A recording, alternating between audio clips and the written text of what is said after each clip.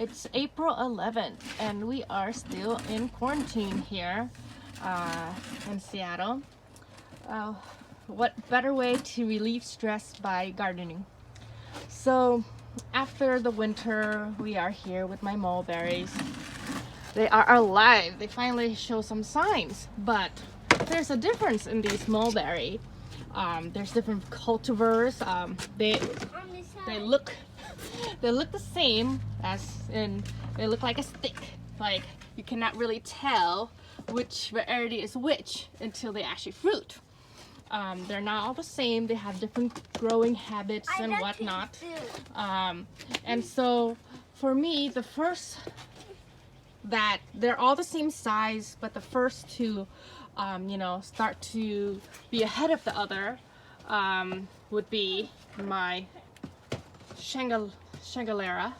I think I pronounced it right. I must have felt lessons, but it's okay. At least I attempt to pronounce it. This one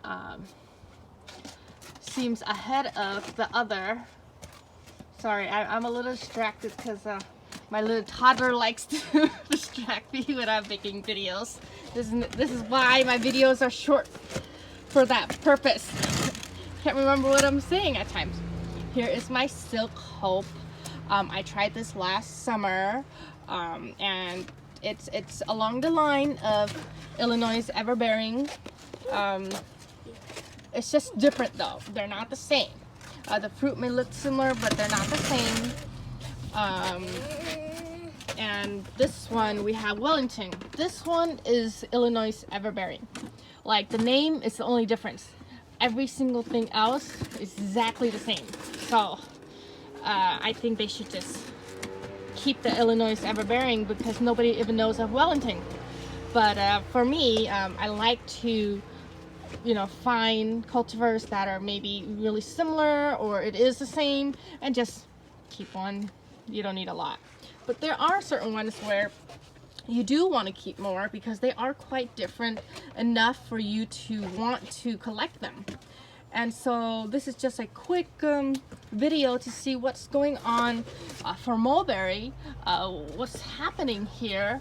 And so this will be the first to fruit. Then we have my Silk Hope and then Wellington in that sense. So just wanted to make a quick video on my mulberries, see what they're doing.